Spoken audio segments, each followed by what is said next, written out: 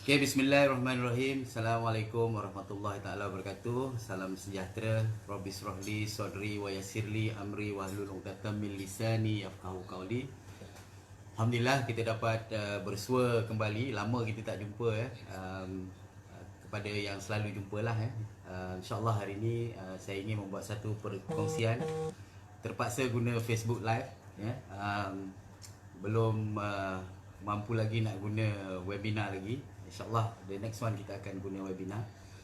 Jadi topik yang akan kita bicarakan hari ini adalah mengenai network marketing. Saya harap semua tahu apa itu network marketing. Network marketing selalu orang refer kepada MLM ataupun direct selling. Tapi saya suka refer bisnes ini kepada network marketing kerana ia melambangkan bisnes itu sendiri. Kemudian apa itu traditional business? Traditional business ni ataupun kita panggil sebagai conventional business lah. Maknanya business di industri, ya.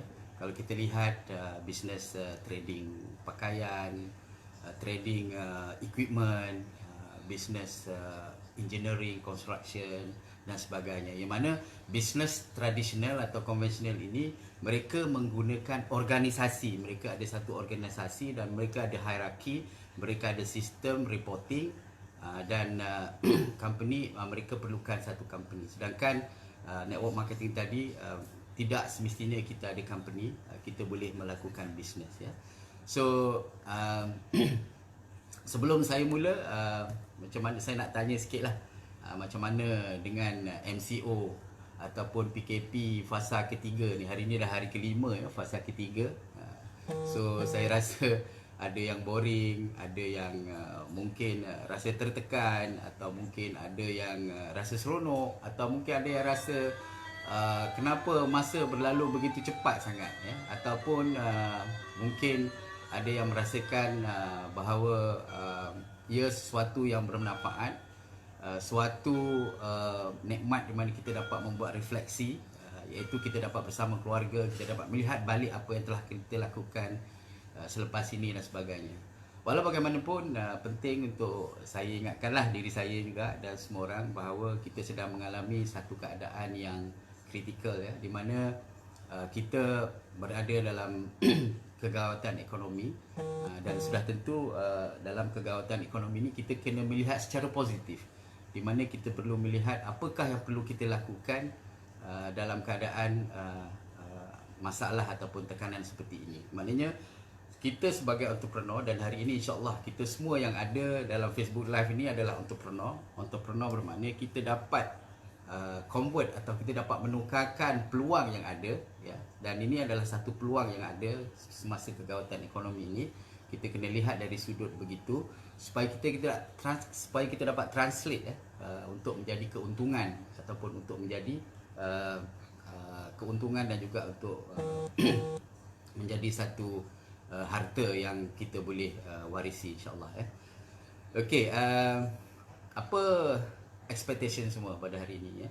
So mungkin ada expectation berbeza. Ada orang yang dalam grup ini yang mungkin nak tahu apakah itu ciri-ciri kejayaan dalam network marketing. Mungkin ada yang tahu kenapa traditional business memberi sesuatu kesukaran untuk mereka meneruskan dan sebagainya, dan macam-macam lah expectation. Tapi hari ini saya ingin berkongsi mengenai apakah perbezaan ni. Yang pertamanya adalah perbezaan, apakah perbezaan network marketing dengan traditional business, itu satu. Yang kedua, apakah persamaannya, persamaan dari segi mungkin key success factor ataupun mungkin dari segi punca-punca kegagalan dalam bisnes itu.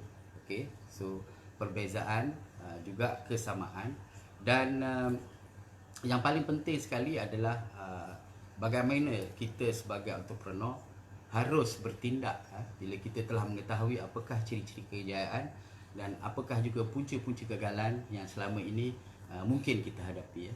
Saya bagi contoh for example, contoh-contoh lah masalah-masalah semasa yang dihadapi dalam kedua-dua bisnes ini, ya. Untuk traditional business umpamanya, saya sering mendengar bahawa ramai daripada mereka tidak boleh grow, tidak boleh berkembang, ya. Maknanya grow di sini tak boleh grow dari segi structure dan organisasi, ataupun tidak boleh grow dari segi profit ataupun dari segi revenue umpamanya, kerana mungkin mereka tidak dapat untuk optimizekan the cost, cost of production dan sebagainya. Dan tentunya ada punca underlying root cause kenapa mereka tidak boleh grow. Itu salah satu isu yang dihadapi oleh traditional business. Kemudian untuk network marketing, selalu yang saya dengar adalah kenapa bisnes mereka dalam network marketing tidak boleh berkembang, kenapa stagnan, kenapa macam tu saja. So ada banyak sebab dan nanti kita akan rungkaikan apakah kemungkinan sebab-sebab daripada ini. Dan tentu kita nak juga tahu apakah kesamaan dan juga perbezaan. Tapi sebelum tu perlu saya terangkan kat sini, sebenarnya antara kedua-dua bisnes ini, dari segi bisnes proses, mereka kedua-duanya adalah sama. Maknanya network marketing dan juga traditional business mempunyai business proses, business work proses yang sama. Cuma penekanan, penekanan berbeza. Penekanan di antara satu bisnes ke satu bisnes itu berbeza antara satu sama lain. Nanti saya akan terangkan sedikit sebanyak. Di belakang ini ada board yang telah pun saya lakarkan malam tadi sebelum saya tidur. Mungkin saya boleh berkongsi lepas ini. Dan sebelum kita pergi kepada business work process, perlu saya terangkan business work process yang saya lakarkan ini bukanlah business flow. Dia bukan business flow, maknanya bukan ikut stages dan phases, tapi lebih kepada apakah work process yang ada dalam kedua-dua bisnes ini. Tapi sebelum saya mula, cuba kita singkap kembali statistik supaya kita dapat tahu apakah urgency, kenapa kita perlu tahu key success factor dan pitfall ataupun punca-punca kegagalan. Kalau tengok statistik untuk traditional business umpamanya, hanya 5% saja. 5% sahaja business yang boleh survive, yang boleh dapat ROI ataupun return of investment dalam masa 3 tahun. Maknanya hanya 5% saja yang boleh dapat ROI dalam masa 3 tahun. Sekarang kita relate keadaan sekeliling kita. Kemudian dalam traditional business juga, study menunjukkan hanya 15% saja. 15% sahaja yang berjaya untuk sustain dalam bisnes selepas 5 tahun. Maknanya hanya 15% saja yang boleh survive, meneruskan bisnes dan sustain the business selepas 5 tahun. Itu dari segi traditional business. Kemudian dari segi network marketing, study menunjukkan hanya 5% saja. 5% sahaja yang berjaya maintain dalam satu company yang lebih daripada 3 tahun. Dan study juga menunjukkan hanya 5% sahaja distributor berjaya meneruskan bisnes dan mendapat pulangan atau mendapat hasil dari apa yang mereka mahu. Jadi kalau kita tengok statistik tentunya kita amat menggerunkan lah. Tujuan statistik ini bukanlah untuk menakut-nakutkan kita, tetapi untuk kita berfikir, kenapa tak semua orang boleh jadi millionaire? Kenapa tak semua orang boleh jadi millionaire? Dan kenapa tak semua boleh berjaya? Jadi bila kita fikir sejenak, tentu kita lihat siapakah mereka-mereka yang berjaya. Mereka-mereka yang berjaya tentunya mereka-mereka yang yang melakukan sesuatu itu secara luar biasa. Kerana orang yang luar biasa akan melakukan perkara luar daripada biasa. Jadi kalau kita buat biasa-biasa, susahlah kan. Maknanya kita kena buat daripada luar biasa. Dan tentunya mereka ini mempunyai sesuatu kelainan, dan kelainan inilah yang perlu kita ketahui. Kalau kita nak jadi entrepreneur, memang kita kena cari orang-orang seperti ini supaya kita dapat mendapat apa yang kita panggil sebagai leveraging, ataupun collaboration yang kita akan dapat. Dan sebagai entrepreneur, tentunya kita punya tujuan asas adalah untuk mencari keuntungan ataupun mencari kekayaan, wealth. Dan saya masih ingat lagi buku yang saya baca ni daripada Casey Lee, ni Entrepreneur Treasures Chest. Maknanya ini adalah satu buku yang memberi panduan kepada entrepreneur. Saya suka sangat buku ni. InsyaAllah siapa yang ada kelapangan beli buku ni, kerana dia memberi satu huraian melalui pengalaman beliau selama 30 tahun bagaimana ingin berjaya dalam bisnes dan apakah punca-punca kegagalan dalam bisnes. Ini salah satu buku yang terakhir yang saya baca setakat ini. So Casey Lee mengatakan kebanyakan kita bukan mengumpul kekayaan, tetapi ataupun bukan pergi ke arah mengumpul kekayaan, tapi kita lebih kepada berkahwin dengan bisnes kita. Apa yang dimasukkan dengan beliau adalah bahawa bila semakin lama kita bisnes, kita menjadi slave ataupun kita menjadi hamba kepada company tersebut, kerana kita tidak dapat manage atau kita dapat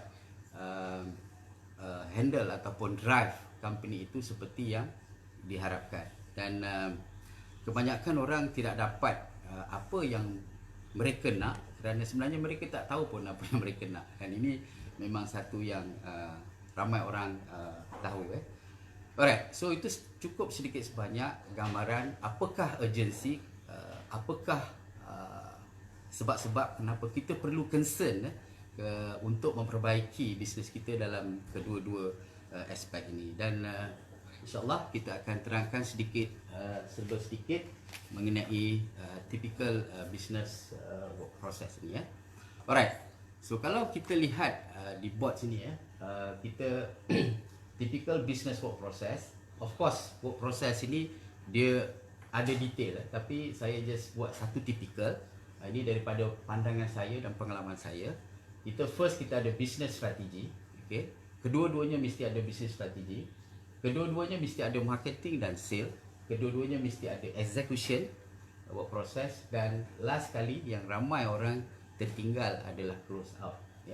So kalau kita lihat percentage di sini, percentage ini adalah boleh berubah-ubah, tapi percentage yang saya letakkan sini adalah satu estimate, di mana bila kita ingin memulakan bisnes, kemungkinan ini adalah ratio ataupun percentage yang sesuai untuk kita lakukan.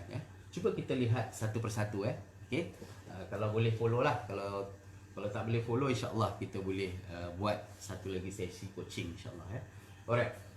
Untuk network marketing dalam business strategi mungkin tidak berapa penting sangat, kerana business strategi ini telah pun dilakukan oleh company atau syarikat yang melakukan produk atau servis itu sendiri. Maknanya company itulah yang akan membuat direction, apakah business model mereka, bagaimana mereka monitor melalui KPI mereka dan sebagainya. Jadi sebagai distributor dalam network marketing, apa yang kita perlu hanyalah untuk membuat personal direction.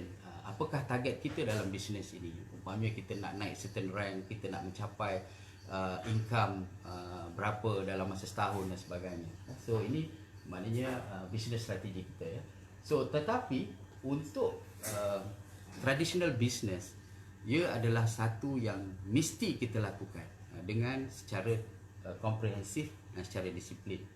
Kita lihat bayangkan kalau kita buat company tradisional, kita tidak mempunyai direction. Bila kita tidak mempunyai direction, maka kita punya resource, kita punya staff pun akan blur, akan dark. Jadi mereka tidak dapat membantu kita. Kemudian begitu juga dengan business model. Penting bukan setakat untuk customer, tetapi yang penting sekali business model ini adalah supaya kita punya team kita ataupun staff kita dapat sama-sama support ataupun sama-sama melakukan apa yang kita mahu. Di sinilah sebenarnya kekuatan business strategi. Dan ramai orang yang melakukan traditional business ini lupa bahawa mereka perlu untuk monitor the performance, sama ada dari segi KPI dan juga dari segi report yang mereka harus lakukan secara berdisiplin setiap bulan atau setiap kuartal dan setiap kali ada board meeting. So begitulah business strategi amat penting untuk traditional business. Dan ini adalah one of the key reason kenapa banyak company fail ataupun gagal untuk meneruskan ataupun untuk sustain business mereka. Yang kedua adalah marketing and sale. Okay? Of course kedua-duanya penting.